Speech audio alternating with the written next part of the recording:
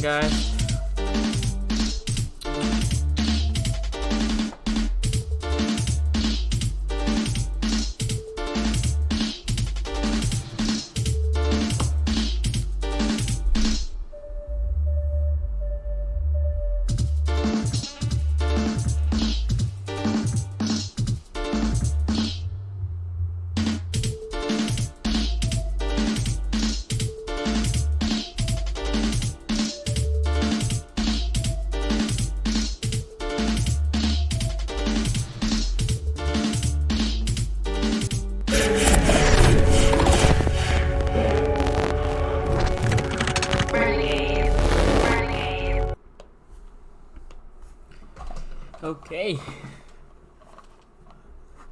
Okay guys, let me see here.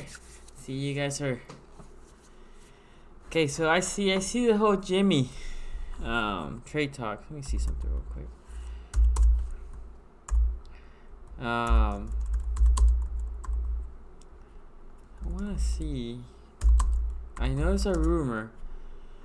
I know they're talking about the Texans, but I just don't see it, guys. And we'll talk about it. We'll talk about it because I think it's important for us to know. To discuss it. Sorry, man. I have a little bit of a sore throat. Okay. Anyway, Jose Arcia, what up, man? Thanks for joining the live stream. Burflock, man, you're the first one in. I agree with you. We'll discuss that. Why are there rumors about this Jamie Smith and Javian Clowney trade? Jimmy's amazing corner. What should we keep it? Is there really trade talks, Jimmy? I don't see it either. And TSF Zach White. Yo, what up? And thank you for joining the live stream. Okay.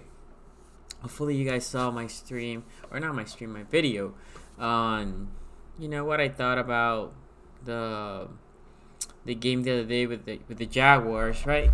And I tried to be fair, right? I was there were some things that I like about Lamar, and I said it. Some things that I wasn't big fan, and I saw somebody just before I started the stream commented on the video and said like, hey, but Lamar would struggle against number twos. I don't think that's fair, to be honest. I think he had some good things. He had not so good things. I think he was okay. I'm sorry about that.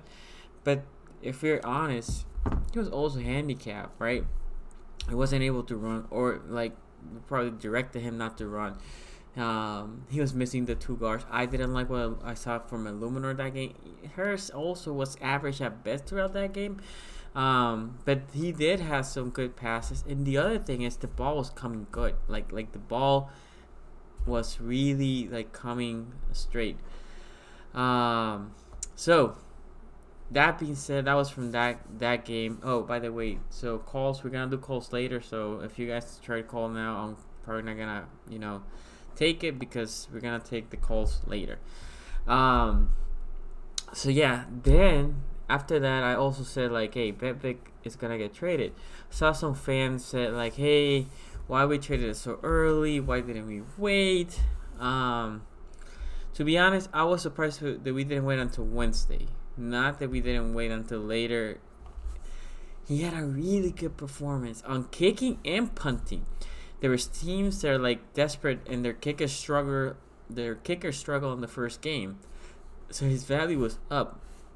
They were was it Ian Rappaport put the trades for kickers of all time, other than players being swapped for a kicker, there was the highest trade value for a kicker was a 5th round. Think about this.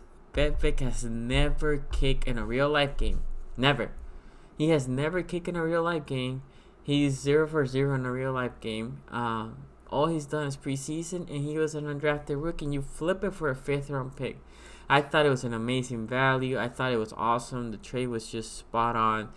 Great from Eric Costa. I think he worked it great. Let me see some of the comments here. Quantum Agent, what up, man? Thank you for joining. Josh Abrams. Oh, yeah. So, it's all rumors right now. And to be honest, I haven't seen it. The rumors, I haven't seen it coming from an Ian Rappaport or nobody like that, right? that being said, that I'm not saying that they're not true. Just saying I don't. Okay, so the Ravens are looking for pass rushers, and I think at this point they're not on the brink that like, oh my god, we need to just drop everything, or we need just to do anything for pass rushers. Clowney's a highly injured guy. I guess always Nick. Training for Clowney will solve when he's in the field. He plays well, but again, my favorite quote is best ability is availability. That's not always the case with Javier Clowney. So they have a spectacular corner, and I understand they are deep. Trading Jimmy Smith, he's gonna be a free agent next year, so that makes sense. But Jimmy he's your number 2 corner in a division that you probably gonna have to compete with the Browns and other teams 3 corners deep plus injuries. I don't think they wanna be in that state, right? So if you ask me, they shouldn't trade Jimmy. If we're talking about some of the young guys that let's say Kennedy and Averett and some of the other young guys, I would consider. Problem is the Texans are looking for secondary help, so it makes sense. We need pass rushing.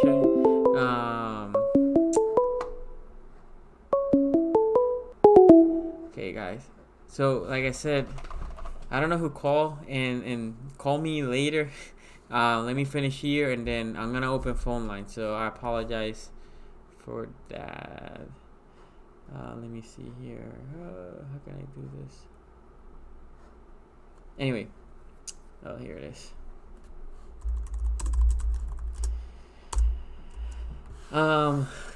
So makes sense. I think that the person that work on the rumor is probably just extrapolating that it makes sense. They need rushers, or we need rushers. They need corners. They have a 1-year deal, highly paid corner, and that is probably like a B player in Jimmy Smith. They have a highly paid pass rusher that's also like a B player. Let's swap them, right? Both free agents. It just makes sense. I just think Jimmy has more value here. Again, look, and for you guys, you not big on Ferguson throughout the year. Hold on.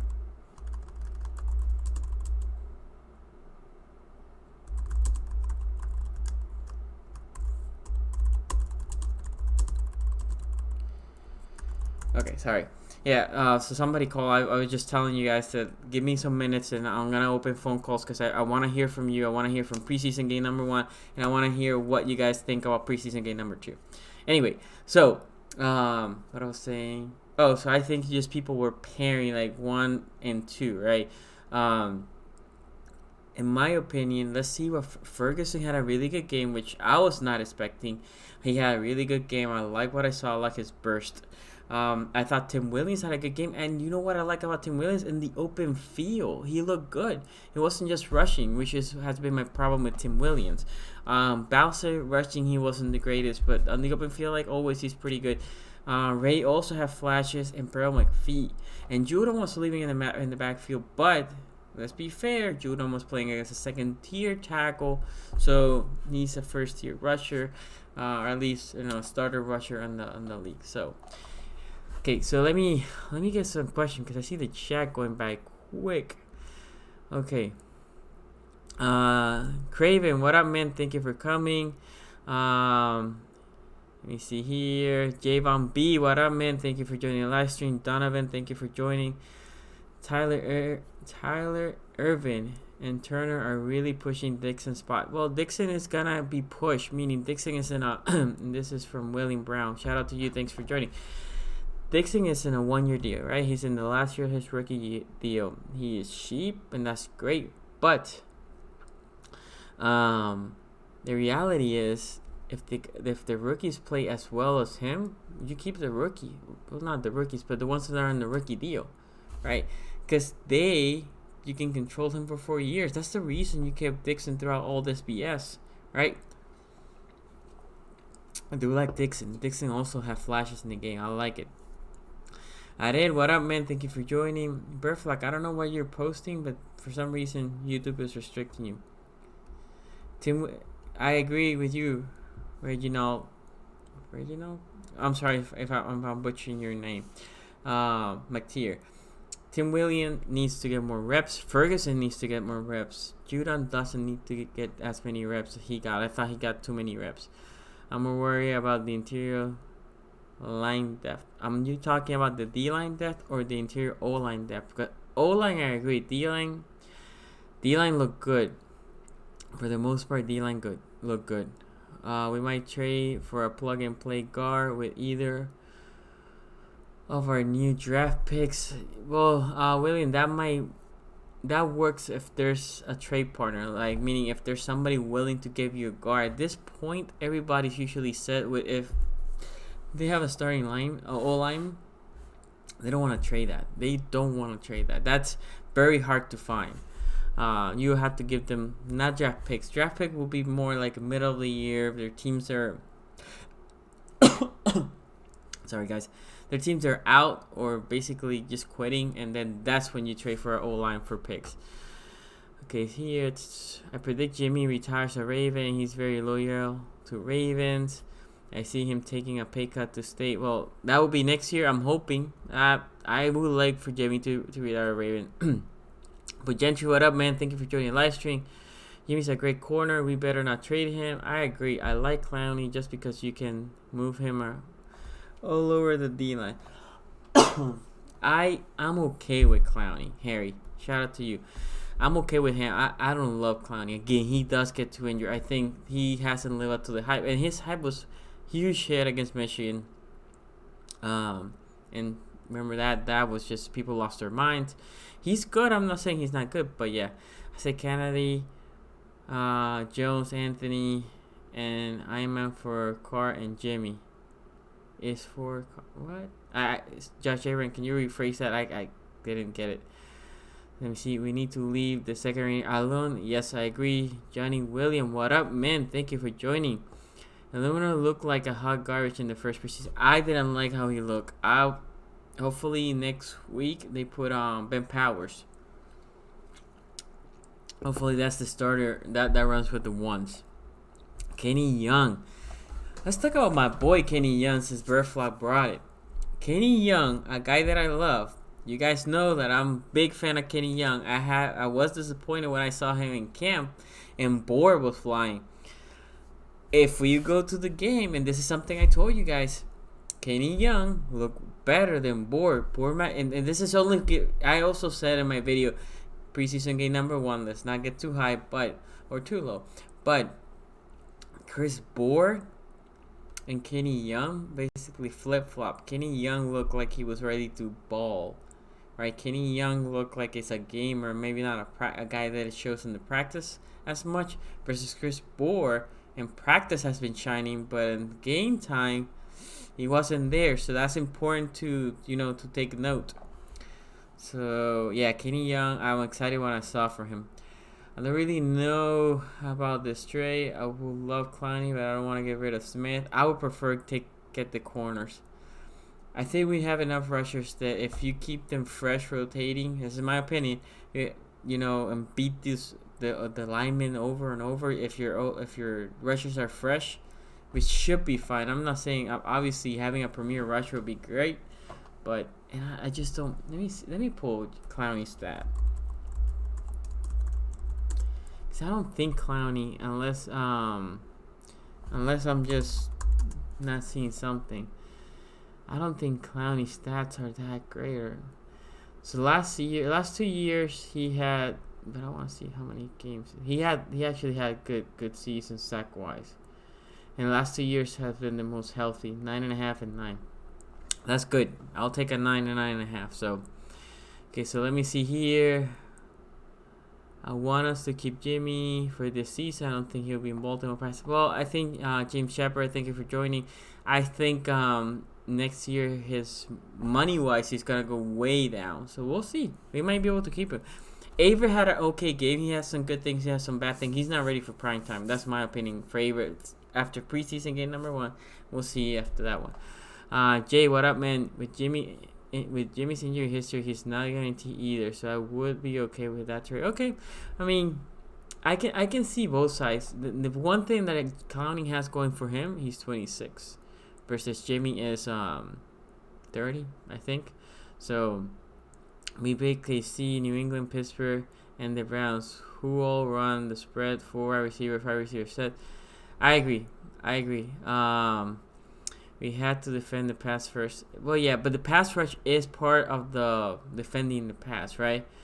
What's with the trade room with Jimmy already? Well, man, this is the hot topic. I got some people hitting me on DM today, like, hey, what do you think about the Jimmy trade? So we were talking about Bedvick already. I think it was a great trade. Let me see here. I think Dixon will be traded for picks or maybe a player. If we trade Dixon, it's basically for nothing, Harry. Maybe a 7th. Andrew, what up, man? Jimmy Smith's a top 5 corner if he's healthy. Top 10. Top 5 might be a stretch. Top 10. Who's the starter? I thought so this is for Jeffrey. Jeffrey, I thought Powers played well to be the starter. Powers was between both Powers and Illuminor. Powers look better in my opinion. So what I want is Powers to be this week, as we're gonna segue to the Eagles soon. Powers, the Eagles have a very good D-line. So Powers will be challenging. I want to see how he reacts to that challenge. So let me see here. Don't be surprised if Dixon gets traded. Again, Garnett, I just don't think his value is gonna be that high. Hold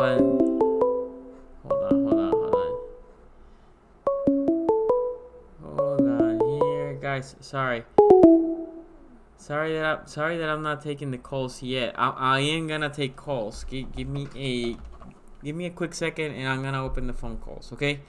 Let me send a message here.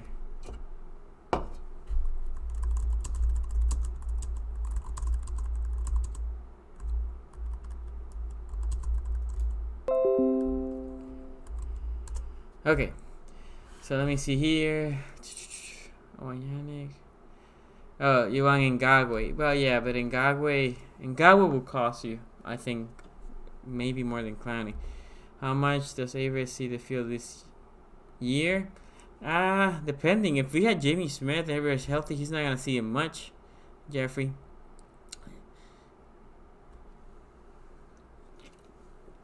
That's the hope. To James, it's more. Everybody saw that he left, blah blah blah, but the biggest thing was there was somebody put a trade rumor like, "Hey, Jimmy Smith is gonna get traded," and then to the Texans, and then everybody assumed it was for Javanian. So, with our big cap room next year, who do you see us signing, or what would you like? Depending how the pass rushers do. Definitely a pass rusher, like Clowney and Godwin, both of them free agents next year. Those are 2 guys that you can sign next year. If they have a good season, you can still look into that. Also, it will be a good time to extend Stanley next year. So Marcus, I don't know if you restructured Jimmy's contract. The reason why it's so big is not that he's getting paid that much. It's just cap. You push him so much. At this point, you have to have a new deal. I think you just wait it out for next year.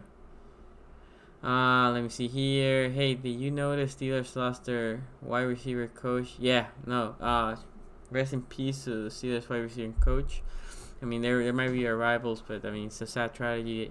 Every time somebody loses, their life, obviously. Could Everett be a stash to make room for Cyrus Jones? So Cyrus, again, a guy that I'm not big, but Cyrus actually looked decent on the defensive side. Other than the pick 6, he had his moments. Returning wise, I didn't like what I saw for him. That's just me. X513, what up, man? Thank you for joining. And then, guys, also, let me say this. Please, if you can, hit the like button for the video. Subscribe if you haven't subscribed. We hit 450. We're on the road for 500. Once we hit to 500, hopefully before the season starts, and we can do a giveaway, maybe like a Ravens gear. And so please share the video. Subscribe if you haven't subscribed. Like the video. Also, this Thursday, if I'm correct, me and Lou are gonna stream on his new website, so the pregame show. So stay tuned for that. Okay. James Worst might start week 1. Oh my God, no, Bearflog. I don't think so. Hopefully not. Okay, so X513. A healthy Jimmy makes the secondary elite. I agree with that. I would like to keep him unless we go young pass rusher. I agree with what you're saying there. I'm not saying a high value for him. I'm saying a good one. Are you talking for the trade for Dixon? I think if you trade Dixon, you might get a 7th, maybe a 6th, and that's a stretch. Just there's gonna be just a bunch of running backs just at the same time coming to the market, and he's just gonna be a running back 3 wherever he goes. Jimmy isn't going anyway. He is good corner. Remember, he did stop Crabtree in the Super Bowl goal stand. So Ravens 76 be more. Yeah, that was a while ago, but he is still a good corner. Shout out to you. Thank you for joining the live stream, and we need to get you monetized. I appreciate it, man. Hopefully in the near future. I seen Hollywood didn't practice today after practicing this week. Do you think he'll be ready for week 1? So, Javon B, thank you for joining the live stream. I think I caught up for most of you guys.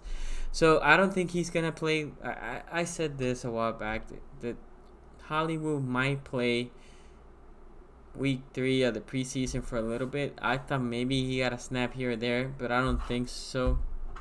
For Thursday, he might play preseason week number 3, and then the idea will be push him a little bit on preseason week number 3, see how he feels, because the following week he's not gonna play. No starter's gonna play in preseason week number 4. Be ready for week 1. The problem is, Javon, is right now they don't have to tell you what's wrong with the players. So hopefully it wasn't that he had a setback, more than it was a little sore and they just want to rest him. So at this point, no push it, just take his time. That would be the best thing we can do. Do you see Edgar Allen break down of Pat? I didn't, Craven. I didn't. Andrew says the undrafted is looking good. Maybe he and Power can start, and Skura Hirsch sit the bench, and Illuminor gets cut because she. Well, I think Illuminor, if he's not the starter, he is gonna get cut. Will Michael Floyd make the team? I think it's a long shot. Okay, guys, I'm gonna open the phone lines now. So for the ones that call, you can call now. Sorry that I didn't take the call a little bit earlier. And then we're gonna be talking about the Eagles as we have the phone calls and all that. I think it's a long shot. Chris Moore looked great, right? A guy that I said that he wasn't looking good in the practices. Chris Moore was really good. He was on point. He was Hello? Hey, Sonny, what's up? It's Dimitri. Who's this? Sonny, can you hear me? Yeah. Dimitri. Oh, hey, man. Let me finish my point, and then I'll let you comment. Right. So, Chris Moore looked good. Chris Moore was poised. The pass that he caught from Lamar, it was like a back shoulder, very low ball.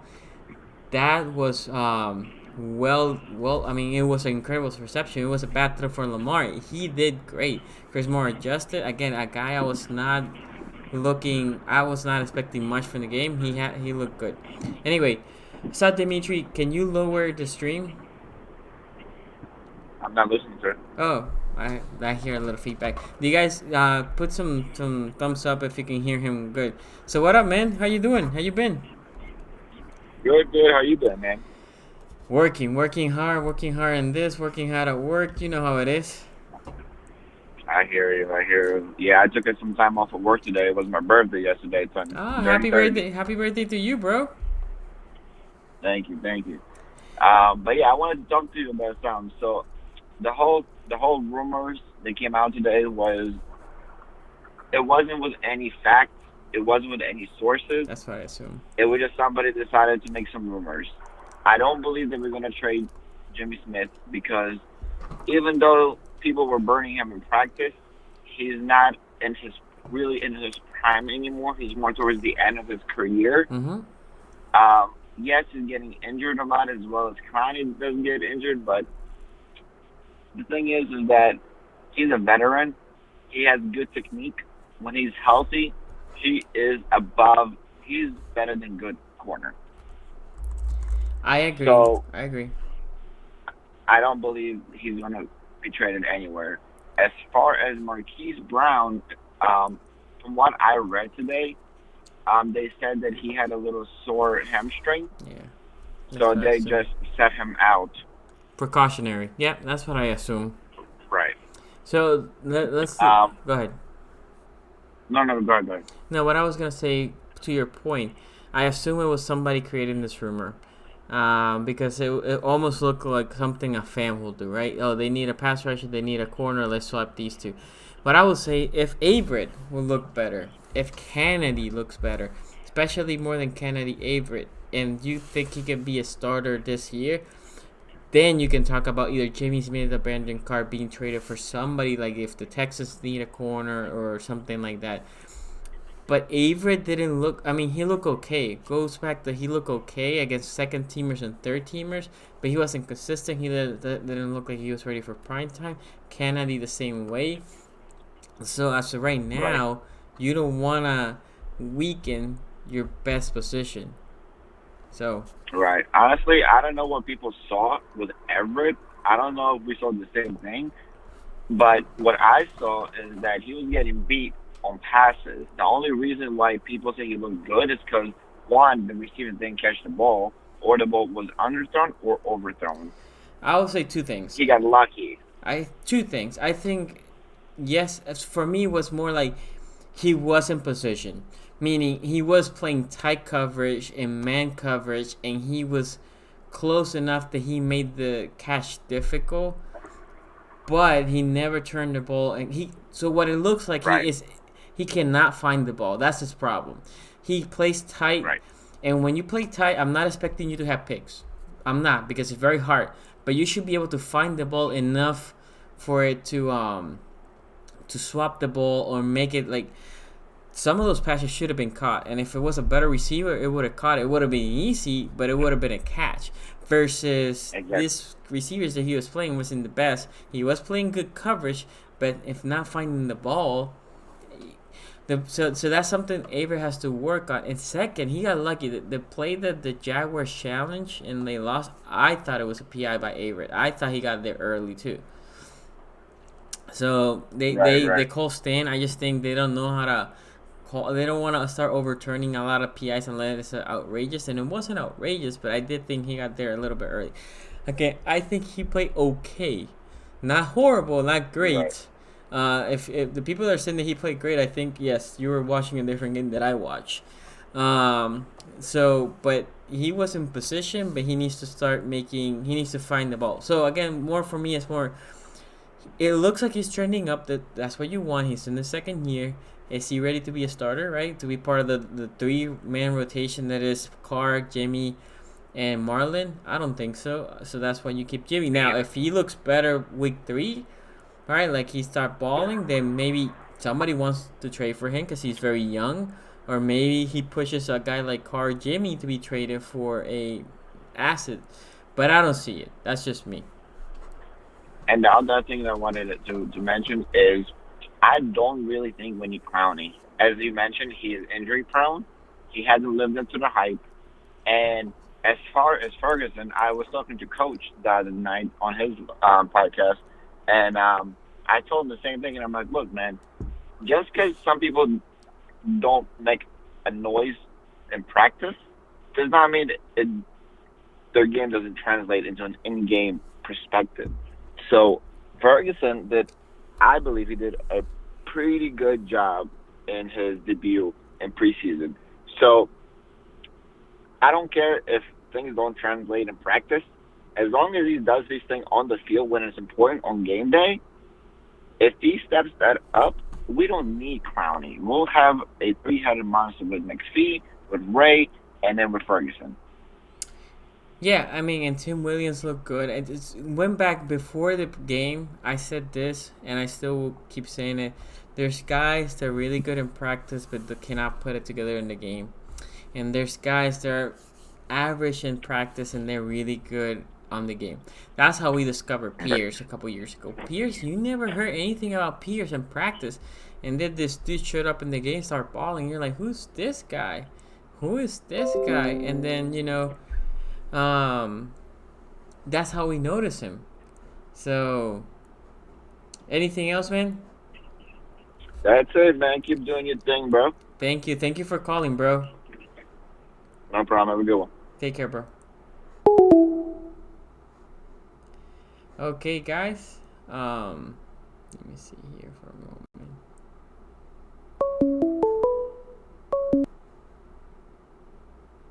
Hello? Okay, guys. Hello? Hey. Who's this? What's going on, man? This is Juan. Juan? Yeah. Hey, man. How you doing? I'm doing all right, man. How you doing, man? Good. Let me tell you, first of all, I appreciate that you muted as soon as you heard me. Shout out to you. For all of you guys, I love when you guys call, but sometimes if you have me on, which is great, thank you for listening to me. Thank you. Appreciate the love. But when you when I pick up the call, if you have me there, we're just gonna create a feedback. So anytime you call me, just listen to me on the phone. Because if not, you just I'm in a delay, and whatever device you're hearing me, I'm in a delay. So it's gonna take a little bit of time. So I appreciate it, bro. I appreciate it. So, Juan, which one? Yeah. What is your name in the thing here? Juan Gotti. Juan Gotti. Okay, bro. Thank you for calling. Hey, how you doing, man? Man, I just want to talk about the preseason, man. Let's do it. That's what we're here for. I'm excited. I've been watching you for about a year now, so yeah. I appreciate keeping tabs up that. with you. So, what do you like about the other day's game? Well, I really like what I saw with the offense. I like the motion, all the, just the imagination of it. You know what I'm saying? Like it didn't look stale, didn't look just I formation, just read option. That's all. I mean, I did want Lamar to run a little bit, but I'm cool with him not running. If you think, Juan, that looked good, you didn't see anything, bro. What they did there. So like, have you gone to the castle at all for any practices? Yeah. Okay, and the castle. No, I haven't been to none. Okay, so in the castle they do way more misdirection. Like the only misdirection that they did yesterday or last Thursday was that sweep. So they Lamar. When Chris Moore was running on the comeback on the jet sweep, you didn't know if Lamar was gonna hand it to him or the running back, right? And the defense froze there for a moment, and Chris Moore went, and Hurst was there really good as a lead block. And the castle, if you ever go, the reason, guys, you for the highlights of training camp, all you saw was a stadium practice. In the castle, they don't let you film at all. They make you take your phone down or any cameras you have. So I couldn't record anything. Right. So in the castle, you can see way more misdirection. But in a real game, think about this: as Chris Moore is coming, right, and if you burn them with the play that Chris Moore had, now Chris Moore's coming again. Lamar fakes it to him. The defense is gonna freeze, and then some of them might bite on that, right? And then you have maybe Ingram, and then you fake it to Ingram, and then all that is getting sucked in there in the middle. They're waiting, and what's going to happen? Then Boykins, Hollywood, Andrews, whoever's on the field, will have a cleaner release for Lamar to make an easier completion. I'm excited, dude. I'm very excited. Right. Me too. It's like, I don't know. I haven't been excited in a while about the offense anyway. I'm always excited about the team every year. It don't matter. Oh, yeah. I'm always going to say. I agree. But we haven't had as many playmakers, right? We haven't had. I mean, we have so many speed right now. So much speed. It's just insane. It's awesome. What do you think about the young linebackers, taking over from Mosley? So I have been a big fan from Kenny. Kenny Young has been my boy. And I like Peanut, but I've been big on Kenny Young since we drafted him at UCLA. And I was disappointed when I saw him in practice. And like I said, I'm going to give it 100. Even if I like a player, if he's not performing, I'll tell you. If I don't like a player he's performing, that's Chris Moore. I'm not a big Chris Moore fan, but he looked good on the other day. So I love Kenny Young. I love what I saw in practice from Chris Bohr, but he didn't put it in the field. Peanut looked great, and the other guy that in practice I saw some flashes, and in the game I saw some flashes was Alaka. So he was an undrafted rookie. I actually really Yeah, like I what I did see saw that for player him, and too. he looks bigger than the other three. He looks more like Mosley. Mosley was that bigger Yeah, linebacker. So I'm expecting if Alaka makes this thing to be more of a thumper. The other three are just fast and smart. All three. Peanut is uber smart. Um, Kenny Young is really, really smart as well. And Bohr looked like his reaction time is good. I think Kenny Young reacts a little bit better to the play than Bohr, but it might have been because he has more playing time versus Bohr was more special teams last year. But I'm happy with what I've seen from the linebackers. what about the pass rushers, the Tim Williams, the Tyus So Bowser's of the world? I will say that the funny thing is, hold on here. The pass rushes in practice they didn't look good, and I mean the other side, the O line for us looked really good on practice. Now, in the game, Ray looked really good. Tim Williams, again, for me, the big thing with Tim Williams was I know he can rush the passer. Can he play in the open space? He looked good in the. He didn't look uncomfortable in the open space. That means that he has been working on that trait because he hasn't. He didn't have that. Bowser for me was disappointing. Who else? Ferguson, a guy that I wasn't seeing anything from him. He looked really, really good. And let me see who Yeah, was. he got a nice little motor. He got a nice little Yes. motor. Yeah, and Judon was owning. Again, for me, Judon should have been benched earlier because he was just owning. He didn't. They were just passing quick. The quarterback from the Jaguars was just basically getting the ball and throwing it quick because he was just scared. But Judon was getting there. He probably had a bunch of pressures throughout the game. So I like what I saw. Right. So you know we got Wink second year. Yeah, man. Wink is a beast of a coach. So how do you see him in his second year? You know, after losing all the leadership that the analysts say we let walk out the door. Yeah, so for me, a guy that is very underrated as a leader and as a player for Baltimore is Tony Jefferson. Guy that I love. He is a thumper, he is a baller, he is a leader. I think also Jefferson learned from Eric Weddle. I mean, that was his boy. And he learned the leadership, he learned how to study. And Jefferson, oh not Jefferson, Weddle, he took a step back last year. Age happens, but Tony got how he studied from the film, and that's awesome. So I think between Tony Jefferson, another guy that is very underrated for us is Brandon Williams. So he is, dude, is awesome. A guy that I wasn't expecting to be much of a leader, but if he makes the team, McPhee looks really solid and looks like he's already trying to coach Ferguson. That's what we need. So those three, and from the corner side, I think they're more quiet leaders, but E.T. and Brandon Carr, those two specifically, they look like, even though they're not rah-rah guys, but they are coaches on the field. They look like, they want to get the guys ready. So I think the leadership, Yeah, I mean, it's hard to see Suggs especially in Carr. it's hard to see Suggs in another field and in another uniform, but I think it's not going to be as big of a boy as some people think. That's just my opinion. So they got Carr moving around. I've seen a couple of Yeah, I a think they just couple want to of make sure. They want to see, for example, if for some reason ET or Tony goes down, if they can just plug Carr there, or it will be Chuck Clark or Elliott. Elliott is a guy that I was expecting a little bit more. I haven't seen it as much. So, that's my main thing. That's why I think they hold on, cause Do you like Levine? You think he's underrated or Levine. So this is the thing with Levine. I love Levine because Levine you can just put him in a bunch of different things.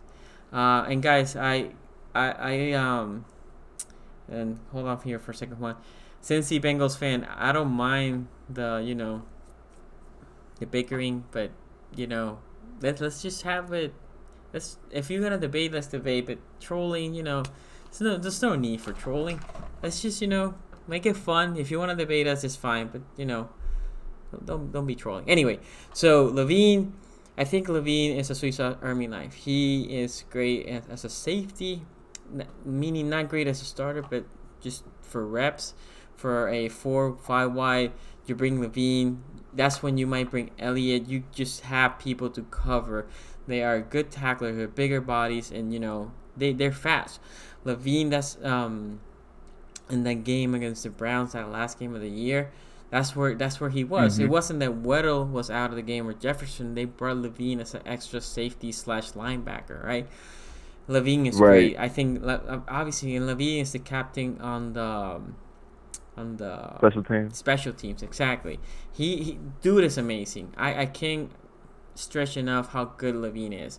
I love Levine. I'm happy that we kept him. I think we signed him for 2-3 years last year. So yes, Levine. Do you think we need elite pieces? Because just basing off last year, we didn't have any 10-sack guys. We had a bunch of guys that get 7 sacks. Yeah, so that's what I'm expecting. If we have it, you see, the problem is it's hard to have elite players, and I feel like we have an elite secondary, elite safeties, right? Our interior defensive line is, Michael Pierce and PFF is considered elite, but if not elite, it's really, really good, meaning the interior D line. The outside rushes are. I like Pierce. I'm sorry? Oh, you like Pierce? Yeah. I like Pierce. So the outside rushes are the biggest question, but I think we have enough pieces. Again, my big thing is if you keep 4 or 5 of these guys, the line, and you keep throwing fresh guys, you're gonna start beating that O-line. But if your outside rusher is fresh, your hope is not because he's better necessarily that left or right tackle, but because he's fresher than that left or right tackle, he's gonna beat them, right? And then the other thing is, Wink throws the most craziest blitz, right? So that's how Z was able to rush from the inside, because it was misassignment. Sometimes he was just coming clean. Sometimes all he needed was a move because the tackle or the guard was trying to figure out who was coming, and it only takes a second of him for guessing wrong, and all at that point was an arm swap and go. So Wink is an X factor for sure. Right. Yeah, I was impressed with Wink last year. I was like, yeah, he's way more aggressive than Pease ever was. Because Pease got a bad rep at times, but Pease did some good things too. Oh, for sure. No, yeah. For the people that hate Dean Pease was like, we haven't had a bad D coordinator, and I can't even remember. Pagano for me was good, and the thing is, our expectation for our defense is so high that if they have a couple bad games, we're like, oh my god, look how bad. No, guys, the reality is none of these guys are perfect. People will have a misassignment here and there, and the coaches might call something and get burned. That happens. The other guy on the other side is a professional too, but for the most part, they're good. The big thing is, the big change that I love from Dean Pease, the Wink, the piece that Wink play more, or Pease play more zone coverage, right? Now what that allowed was we have more turnovers on their Pease. I felt Pease used Chuck Clark a little more too. But he also knew how to utilize mostly on that zone coverage. That's why mostly didn't look as out of position, but teams were able to move the ball more. We had more turnovers. That's what Weddle had more picks. But when we moved to Pease, or not Pease, we had a lot of picks. Yeah, we led the league, right? Didn't we? Exactly. 2 years ago, but last year we didn't, and we were very low in turnovers. But teams couldn't move the ball as much because we were manning up. So Wink noticed our corners can defend manning, which is very hard, and all 4, I'm including Taeyeon Young, are able to defend that way, and even our safeties for the most part. So we're gonna start playing more man, and we might not have turnovers, but we're gonna get out of the field quick. And then when Lamar was just eating time, Lamar in the offense, the defense kept fresh, and we were able to do this over and over again. That's how we start winning more and more games. Right. We always had a Todd Heat chant. We had a Ed Reed chant. We had even a Juice chant. Uh, this Yeah. season we should get a Man's chant going. We need one because what in the there's nobody in the team that has a chant right now, right? Nobody. Nobody. We need to figure that out. Yeah, I agree. Man's. Man juice, juice. Yeah, that's not bad. Anyway, so I'll let you go to see if anybody else wants to call, but I appreciate the call, All man. right, man. Thank you for calling. Keep up the good work, man. I appreciate it. Thank you, bro. Okay, guys, there's a bunch of comment. Like I said, since the Bengal fan, I put him in with timeout, whatever it is it's called, because I saw you guys trolling. He was trolling, and again, for example, we have Point Gentry here. He comes here. He's a Bengals or he's a Browns fan. I don't mind debating. Nah, it just when it just becomes just trolling. It's just there's nothing coming out of that. I love productive conversations, and for you guys to know, I'm setting up behind enemy lines with a Browns, Steelers, Bengals podcasters, and me all in one video. We'll see how that goes. That day we're not gonna have phone calls because it's just gonna be debating between all four of us. So phone lines are open if anybody wants to call. Let me see if I can get some of these comments in. Peanuts is fast and can cover. I agree with that, Raven. Javon, Bengals will pick first in the draft. Peanut looked great. I agree. Craven says Tony Jefferson is the Instagram leader of the team. He is. He loves me on social media. Tony does.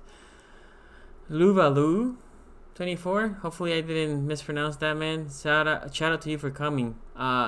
If our second, third, and fourth team can dominate on defense like that, then that means our coaching staff are doing their thing. Our offense is actually fun to watch now. I agree, man. I'm excited.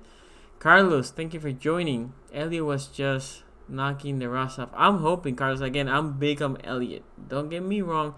And guys, when I criticize a player, it doesn't mean I don't like them.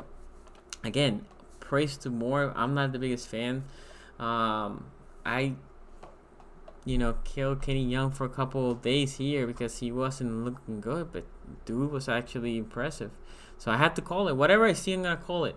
So I guess we still have to give Aussie credit for all the talent in the draft and the free agents. Yeah, I will never discredit my boy Aussie. I saw him in one of the open practices, and he's the captain for me. Mr. Aussie's the architect of this team, right? Living is our Swiss Army knife. I agree. Bengals are really gonna miss Marvin Lewis. AJ Green is hurt. Yes, but I want to talk about the Bengals because I muted him. I'm excited for McPhee. He was a beast when he had it. McPhee is an older version of Zadarius Smith. That's what he is, literally. Anywhere Shane Ray has looked good. I wouldn't say he looked great, but he has looked good enough to make this team in my book, Matt Barber. Shout out to you. Thank you for joining the live stream. Again, if you're not subscribed, subscribe, hit the thumbs up, and please hit the bell because again, a couple of you tell me hey, we don't see you when you come live. I'm always missing you, blah blah. Well, you have to hit the bell because if not, YouTube for some reason doesn't tell you when I'm live. Whatever the reason is, right? The position he's playing also is underrated. I don't think we should lose Levine without his proper replacement. I agree. Ellie could be his replacement, but maybe not this year, maybe next.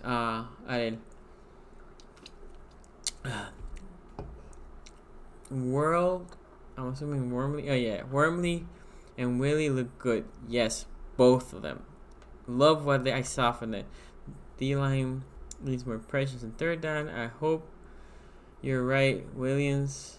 Oh, you're right about Williams. Yeah, I mean, I just telling you what I saw. Williams looks good. The blitz is so unpredictable. Yeah, so we are our blitzes. Our blitzes are awesome. Thomas Morgan never liked it when Pease took the pressure off. Oh man, yeah, that drove me crazy. 2 years ago, we will have beat the Bengals if we had Wink. I mean, yeah, but at this point, it doesn't matter what happened. Another slow night in Southern Ohio. Okay. What's up, Sonny? Pointing my Browns look like they're ready. Yes, point out. Props to them. They look sharp in that first opening drive. Obviously, I didn't see what the Redskins were throwing to them. Like, what was their first defense, if they had it. But the little I saw, and yes, I only saw a very small part of that. When Baker was there, he was sharp. No doubt. Now, that being said, they weren't playing the Ravens. I want to see Jalen Ferguson versus the one. I think Ferguson should be playing at least against the two Craven. It's a marathon, not a sprint. This is Willie Johnson. I think the Browns burned themselves out by the bye week. We'll see, Willie. I do think there's chemistry there, and when adversity hits, how they're gonna react. That's big. Reggie, Browns are united. United, they are selfish layers with losing culture. Go do something together to win the chip. We'll see, Reggie, again.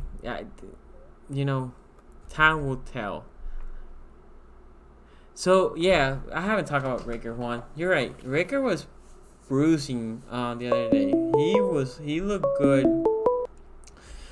Ricker was tough. Ricker was, what you want.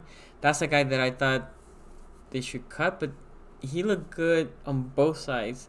When he did a little bit of fullbacking, he looked good. And then on the deal, now, caveat, that was against the third, so we'll see how I think everybody that looked good against the third should get a bump up and see how they react against the seconds. So let me get here. That was a good catch by Jaleel Scott. Jaleel is looking pretty good. When we gonna get Nuwo on one of the live chats? I don't know, man. Noobs and Cal, he works weird hours, so I got Nuwo last time on the phone calls. We'll see if we can get him here on one of the phone calls. Anyway, who do we have in the line? Hey, man, it's your man, it's Garnett, bro. Hey, bro, how you doing? Sorry for letting you keep waiting. No, it's all good, man. I love hearing everybody else's opinions and, their philosophies. It's pretty good, man. So what are your thoughts about the preseason game number 1? Oh, man, so mixed emotions. You know how the same thing that we talked about last week, just building consistency, man. We can easily get like, oh my God, he's the one. We've been right in it. Well, we've sort of been both somewhat. I've been trying to get you on recruiting for the Miles Boykins, but I think everybody's completely sold on that. That's like the number one talk of all time right now. But but I'm not. The defense looked good. Special teams, they did all right, except for that sort of looked overlooked with the whole. Even though it was a holding call, I didn't like that big return that they had right off the get-go. Even though it was a holding. That was. But, I was sitting there right there with and before he hit the hole, I was like, oh, he's gone. Because, they over-pursued the right side, and all he had to make was that one guy missed. I forgot who it was. And on the right side, there was a hole. And I was like, dude, it's gone. So I agree with you. Yeah, so hopefully, we'll tighten up. I know our special teams coach, he retired, like the long time, the blatant great one. Yep. But so hopefully we'll tighten that up, man. Like I said, I look at the little things. We all can look at the big plays, For sure. The offense, you hit it right on the head. I'm not really gonna go into super detail. Think about it. It's like a gentleman's preseason game. Is a gentleman's game. We're gonna keep it bland. We're gonna keep it regular. We're not gonna say crazy blitzes. We're not gonna show you a whole bunch of crazy design plays on offenses. We're just gonna see if you can do the basics the correct way. Yep. And you hit it around the head when you're talking to one Gotti about it. So we already know what's going to happen. We already know there's going to be a lot of great things happen, I believe. So we're going to see a lot of a roster formation where it looks like we have two in the back, basically a 12 personnel formation. Then next thing you know, you have a tight end that was playing fullback motion now into the slot like a Mark Andrews. And next thing you know, I'm telling you, man, we already know it's going to be something special on offense if everything goes according to plan, which is the trick. I agree. No, I mean, I saw Hurst playing fullback a little bit, right? You're gonna see Yep. Boyle, Hurst, Andrews, because the reason is, let's say they stay there, they're gonna get lined up against a linebacker, and as a linebacker, and they're Exactly. coming with full head of steam, and they might just hit a flat. They might just do a comeback, so push it as it's gonna be a flat and curl back in, right? Hurst is super dynamic, super shifty. Andrews is not as much, but Andrews is a bully. I told you guys that I saw him close person, and dude knows how to use his body. Like Andrews, Hurst Yeah. is just quick, shifty, and for being so big, he's just again. I'm impressed how quick he is. So Andrews doesn't blow you away with quickness, but he's just a bully with his body. He will push you. I mean, he will fight you all the way. Dude is good. Yeah, he And has a killer instinct. oh my god, I love it. I love it. But yeah, so somebody hit me up on Twitter like, oh, you saw Lamar didn't look great, blah blah blah. And like I said to all you guys, I'm gonna be fair with Lamar. I thought he was okay, but one of the things that I'm gonna keep bringing is he didn't have his whole. He was handcuffed, and he was not gonna run. So there was no threat from the defense for him to run. So the completions that he made were probably hard that he's gonna see in the regular season. In the regular season, teams are just gonna be like, "Oh my God, he's gonna run," so the fakes are gonna work better, and the completion or the passes are gonna be easier. The ball is looking better coming out of his hands. His accuracy still needs a little bit of work, but I like what I saw from Lamar for preseason game number 1. Yeah, absolutely. I completely agree with you. The fans that are saying that he looked horrible or he didn't look really good at all.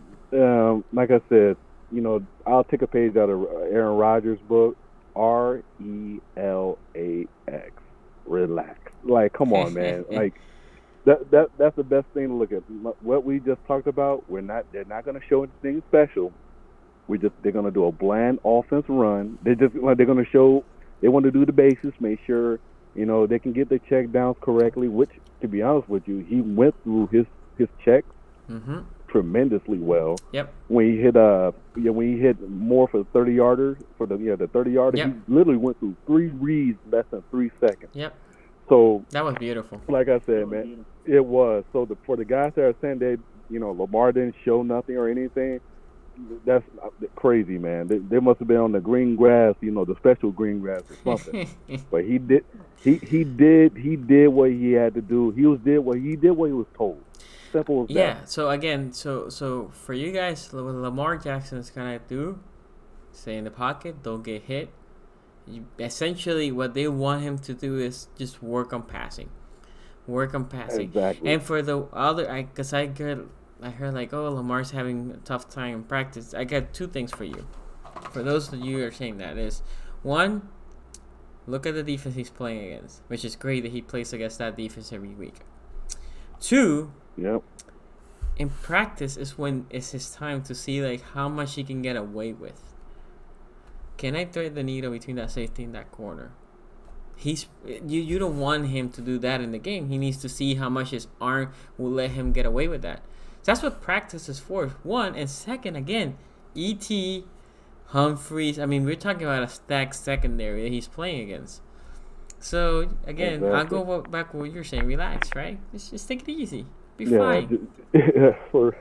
Exactly. Like I know Jameson Hensley. He's a really good dude, reporter, wherever. He Yes. lets us on the Yes. inside. And the first thing is like, yeah, he had a horrible couple passes or whatever. This camp, like the pick 6 on the goal line, he threw the Humphrey, I guess. Yep. And all that stuff. And the question I really like, so do you just have horrible 2 passes, or is he having a horrible day? You know what I mean? Yeah. It's like, it's one of those things where, all right, is that like that one throw just killed the whole day, or did he bounce back? Resiliency. All right. Anyway, that's I'll leave the Lamar thing alone. I'm sort of drilling over the mouth for Justice Hill, man. Like, oh my God, like seriously, like we have clones of in our running back tree. We have clones of each other. We have a 2.0. So you have Mark Ingram. I mean, you have Kenneth Dixon, and then you got Kenneth Dixon 2.0 with Mark Ingram, and then Gus the Bus. He's basically his own, but he's just a downhill runner. Mm-hmm. Basically, we got 3 guys that can pound the rock. Yep. And then you got this little guy. It's one of those things where when he first came out, all right, so he's just a third down type of guy. He can catch out the backfield just a little bit, outside the numbers, he can hit it. And then when we saw him play today, or well, not today, but that preseason game, I'm like, man, put like this. There's people that's fast, and then there's people that he can run. Like, you know what I mean? Yeah. So my biggest thing with Justin Hill is how to get him in the open field. So what I saw from him was he has trouble running between the tackles if there's not a clear hole. So, but again, and this is with the caveat, he is a rookie, so you don't expect him to just be perfect, right? So that's something that he needs to learn, how to either be a little bit more patient, because he looks like he's 100 miles all the time. But once he's on the open field, or if you give him a little separation, the dude has a second gear. Like, of all the running back, he's clearly the fastest, and he's slippery. On that flat that he caught, he made the guy miss, and he kept running. Dude is slippery, dude is fast. Again, for his first game, he looked really good. I like what I saw him. Better than what I was seeing for him in practice, I can say that. Exactly. And then also, the thing about this, too, like, let's put him with a starting offense as well. Like, with an actual starting line, the whole, the whole repertoire, the whole thing. And the dude, people forget that, he ran a sub 4.40, a sub 4.4 flat. He ran a 4.4 flat, right? Mm-hmm. But he had a pulled hamstring while he ran that. People don't realize, like, how fast he really is. And his lower trunk end is pretty strong. He got some strong legs below, because the fact that, one thing, he outran the angle. Two, he broke the tackle, and then his second step is so fast that he was able to outrun the other tackle. I don't know, man. I don't like to put a lot of things into one play, but literally, I think, who showed me this thing? I think it was Abu Kar. You follow him on Facebook. Michael Crawford, good dude. He always breaks down the little GIF videos. Mm-hmm. Yeah. And when I saw that video, I'm like, man, he can really tear some stuff up, man. Yeah. Like, he literally could. So, if you think there's so many different pieces that we can involve in, and I'll look at it like that, man. But Sack Daddy, I'll move over to the defense. I don't want to talk about the offense, but how did you feel about Sack Daddy, man? Like, honestly, how did you feel? So what I saw from him, and this is one of the reasons when I I did the little video of what I recorded from the open practice, and I had a video of Sack Daddy against a lineman that I forgot his name. And the reason I put that video was for you guys to know, like, that's not a first tier lineman, and Sack Daddy couldn't go around him, Ferguson. Yeah. And then on practice, when I went, and then in the practice I didn't see anything. And then the next day I went to the castle, and I didn't see anything from Ferguson. So my expectations were very low. Now, this is something I want to keep saying. He played really good, and it was against the thirds.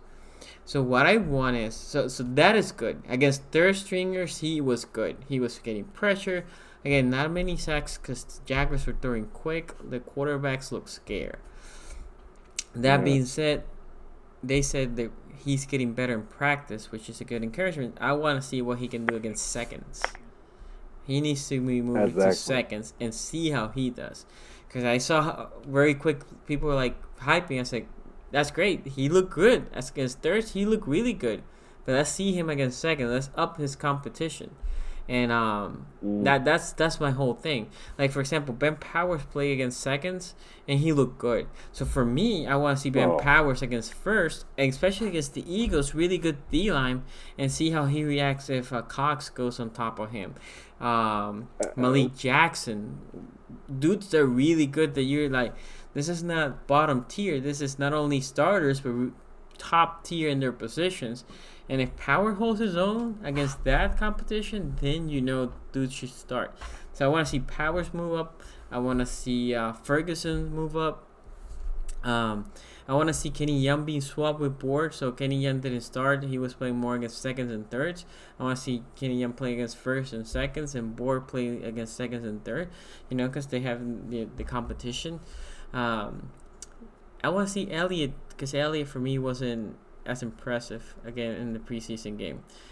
So Nah, he wasn't. and Averett again, like I said with one or whoever called somebody brought Averett. Averett was up and down. He was in position. He just cannot find the ball. That's how you get called PIs in the regular season, right? You cannot, you can't, you have to be able to turn back and put that hand because position wise, he was fairly in position, but against a good receiver, they would have made those catches. So that's the problem they have with Avery. Again, a second year guy growing, learning. So he's not ready for prime time, in my opinion. No, I feel you on that everything. On some instances, I feel you. But the one thing that Aver like really does real well, he stays in the hip pocket the whole time. Like he doesn't get lost. He had the whole his whole thing that he had a problem in college when he played across from Marlon Humphrey back in Alabama was he just had a hard time getting his hand on the ball, which is, just being a ball hawk guy. Some people just don't. Perfect example, like I hate to talk about the yellow team, the mustard team and all that, but so Ike Taylor is the perfect example of Aver right now. I'm not saying Aver has horrible hands, but if you go back and look at Ike Taylor's career, he was never, the ball guy. He never got that many picks. For one, he just had horrible hands. But the one thing why Ike Taylor held it down so long for Pittsburgh is because he was able to run foot for foot and stay right there at all times with the guy. And that's all we need to be honest with you, that's all we need from Averett. That's all we need. And he's going to keep on developing. No problem with that. So, like you said, he ain't ready to be, okay, Jimmy, let's trade Jimmy and we got him. No, hell no. Let's slow down. Exactly. So but, for me, the thing with Averett is because he doesn't turn his head enough, that's when somebody will call a PI. That's my problem. I'm just afraid that they were going to start calling PIs on him because that's what I like. He stays foot with foot with the receiver. Great. He has good shiftiness, good work. I need him to turn the ball, turn the head back, and just put that hand up without touching the receiver. Oh, that's my thing. Because right now, he played against seconds and thirds that were dropping balls. If they wouldn't drop, he would have been in position to tackle them right away. But if he was just tying that ball, as soon as he sees the guy turning his head, he needs to turn his head to try to knock the ball down. I'm not expecting him to have picks. That's when guys, when you play man, because I hear this criticism about Marlon Humphreys and some of our corners. When you're playing man, it's hard to get picks. So Avery was basically playing man throughout the whole game. I'm not expecting no picks, but to be more positioned to deflect the ball. That would be my thing. I like what I seen from Avery. Again, second year guy, 4th round or 5th round. What you want is for him to progress enough the next year. If we lose Cart, if we lose Jimmy, he can be there with Marlon. That's what you want for Avery. Absolutely. And then the Ferguson thing, like it's like it's a crawl, walk, run process with him. Because the fact that when I first seen him, during the whole draft process, scouting and all that, I looked at his body. And I was like, I don't really like his body because he's real fluffy. And I'm like, you know what I mean? You can tell like some people just God gifted with strength or abilities to do things without putting any effort in the gym. So of course, playing at a D2 or it was a D2 school he was playing at, or it wasn't D1. Yeah. But playing against lower competition, so in my head, like, all right, so he's pretty talented. Probably really, looking at his body, he can get away with how he looks because he's that talented. Now, my first thing I wanted to see when he got signed, all right, let's see if he can transform his body because the fact that right now he's like he doesn't have his grown man body whatsoever. And then I see him actually in pads now when I saw him in preseason. Like, oh man, he done lost. He's bulking up a little bit. He's all right. That's step one. He's taking care of himself now. Now step two is step two we had a defensive tackle back in the day, 2011 or 2010, Timmy Jernigan. Timmy Jernigan, all he used was his power because that's all he got away with at Florida State. Same thing with Ferguson. You can't do that to everybody. Nope. You just can't. And a perfect example, when we go against Pittsburgh, which has one of the best offensive lines in the league, hopefully he's going to realize just how Tim Williams realized, like, oh man, I just can't be a one-trick pony in this league anymore. Exactly. And that's why that's what I'm holding with the whole crawl, walk, run now during the whole preseason. I'm not saying he's going to develop a swim technique or a knife technique anytime soon, but I want him to start. I think he's starting to realize I just can't do this anymore. I just can't be a power guy because there's always going to be somebody bigger, faster than me, especially on the line. But yeah, man, just from the ground up though, like I said, corner's good. Ferguson, I'm hoping he does good. Tim Bowser, I feel like he's gonna be the guy. I know you. I think you're a Tim Williams guy.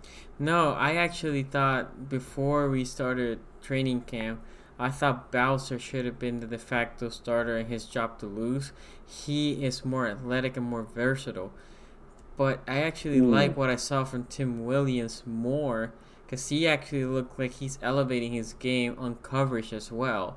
Versus Bowser, he looked good on coverage. That's never been my question. On the rushing side, he doesn't look comfortable is my problem. He, like the rest of the guys, even though they're not getting there, they look comfortable. Bowser, even the one play that he got like near the quarterback, before he got to the quarterback, he was already looking at the ref, looking for a holding call. And I'm like, dude, just finish the damn play. If they call it good, if not, whatever, just finish the play. If they call it later, fine. But you were still in position and you're already looking at the ref. What are you doing?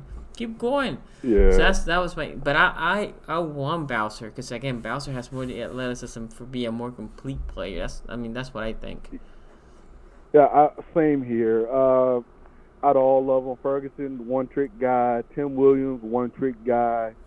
Bowser, he actually is like if he can just like I would never ever let go of that Cleveland Browns game when he gave Cleveland Browns the business, the sack, the interception, tackle for loss. Like I don't know, you remember that he was basically that game.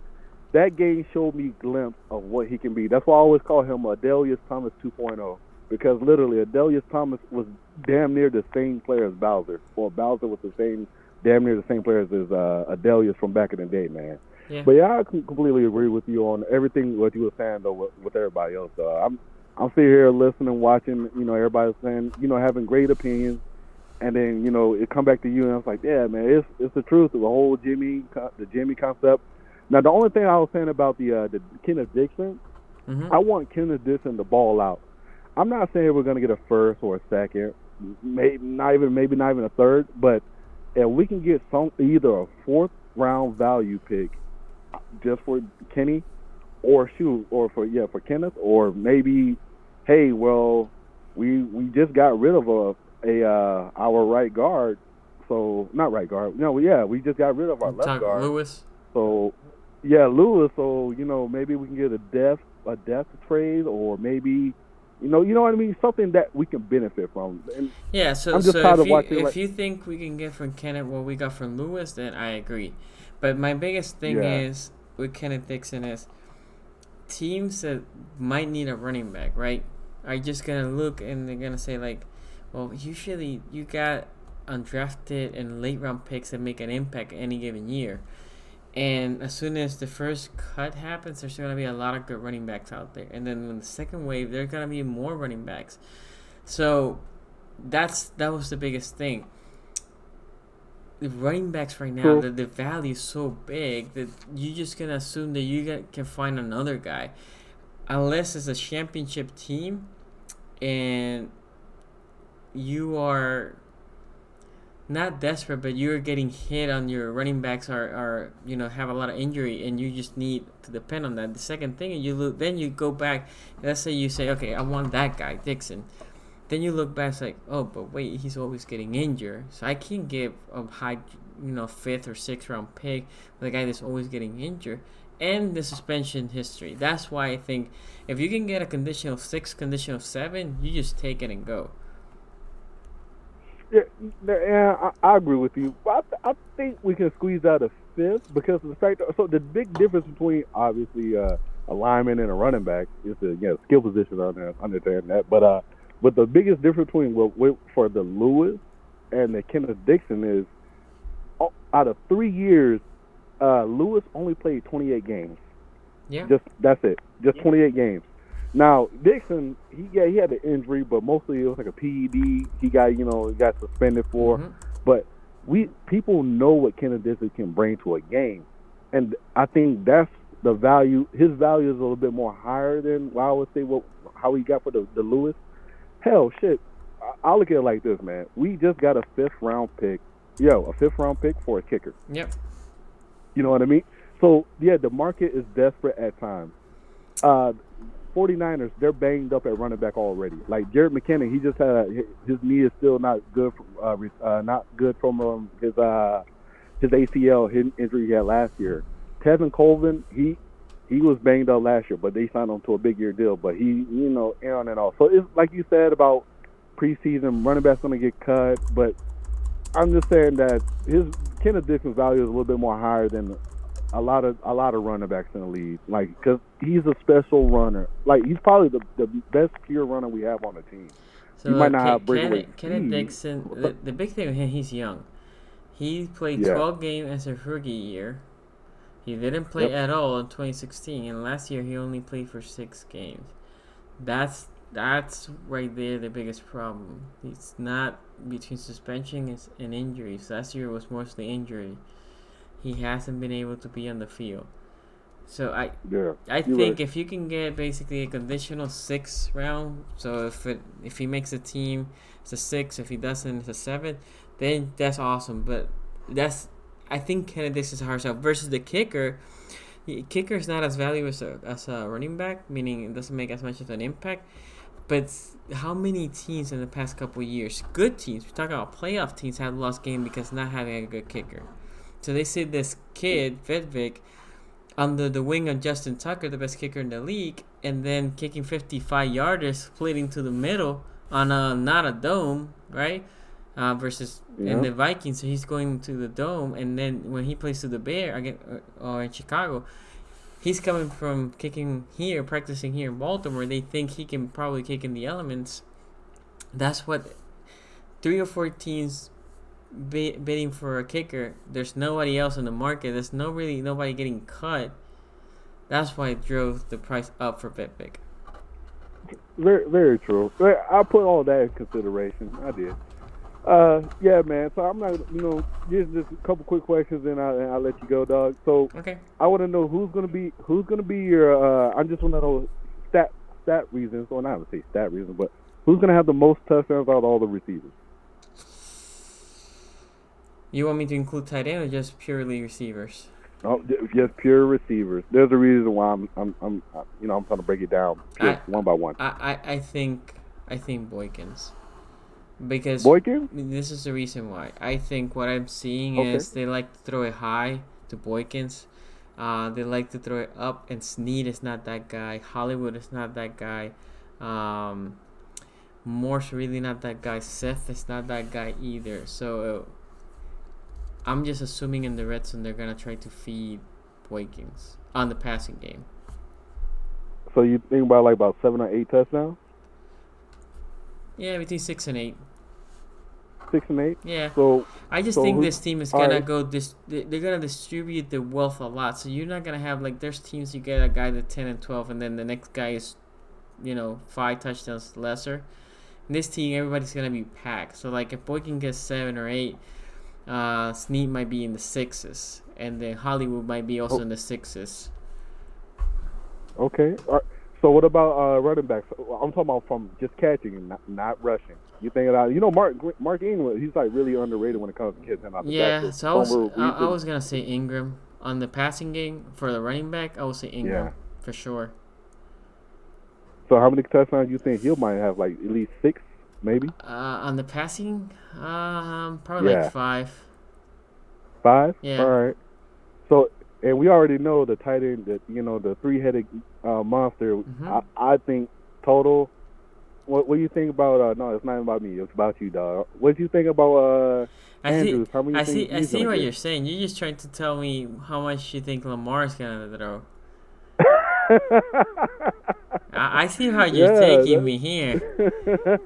I think I said the other day that Lamar was probably gonna be between 25 and 30. Yeah. Just Okay. passing, just See. passing. Yeah. I Yeah. think that's Yeah. probably his number. 25 to 30 touchdown passing, plus add at least 5 to 8 rushing. That's roughly what I see Lamar. 3,200 yards Yeah. passing, 6 to 800 rushing. That's roughly what I see stat wise from Lamar. Same here, man. Like that was the reason why you caught on to it. It's just the fact that like people don't realize how many tremendous weapons we have this year. And they're like, well, he's going to get this. Well, this guy's going to get that. Well, what about the backup tight end? Hurts. He's probably going to get a couple too. So it's like, think about it. Like, somebody has to throw all these balls. I know. Yeah. Yeah, people don't think about that. But so, and with this, I'm going to let you go just in case somebody else wants to call. But one of the big things is I love that we don't have like pure one that Lamar's going to force the ball. Or I'm hoping he doesn't get that either. I think we have a lot of really good players, and distributing the ball is great because 3rd and 7, who's gonna go? Might be Andrews, might be Hollywood, might be Boykins. Defense cannot zero in on one guy, and if all of them can ball out, that's what you want. And Lamar can just go through his progression and pick the easiest completion. I'm excited, dude. Yeah, same here, dude. Same here. And like I said last time, man. No one knows. Probably Hollywood hadn't even touched the field yet, and look how much how much we're like raving about everybody. But yeah, that's all, man. Keep up the hard work and good work you do, man. I love the show. Always gonna support you no matter what, brother. Thank you, bro. Thank you. Appreciate that. Have a good night. You too. Okay, guys, I might take one more call. We're hitting the 10:30 near the 10:30 mark, so I might take one more call for any questions, any concern, or any comments you guys have. Let me see here. Pond says if Lamar Jackson's going between 25 and 30. No, I think it's different. I think your boy, what is it? Baker is gonna throw probably between. I think Baker pushes near 40 this year, or might get 40. I think Baker. I love Baker Mayfield as a passer. Dude is impressive. I think he's getting near 40 this year. I think him and Mahomes are gonna be top of the league in passing touchdowns. That's where I see Baker for sure. I don't think he's gonna be mediocre. My opinion, Carlos. I don't think Baker's gonna be mediocre. I think the team might be overhyped and might not live to the expectations. But I do think it's a good team and he has pieces to be good. The ball's going to be spread all over the place. The offense is predicted multiplicity. Oh yeah, I'm loving how this offense is setting up, guys. So also let me say, for the people that are in the fantasy league, and we're full for the fantasy league, you guys are all over the place. I have people, they are on Twitter, IG, and Facebook. So just be checking your messages that are coming through the fantasy through Yahoo, so you can, it can tell you where or when are we gonna do the draft. Second, big thing is, guys, I would like more IG followers. For some reason, you guys are the people that follow me in IG are super active. They send me a lot of DMs, and that's great. I love it, but I need more. My account in IG is looking poor, and Facebook too. But I assume a lot of you are not on Facebook. So if you can do me a solid and follow me on IG, Facebook, if you have to, that would be great. Okay, so let me do some comments here on the Eagles game. I'm looking at how our O-line does against a really good D-line.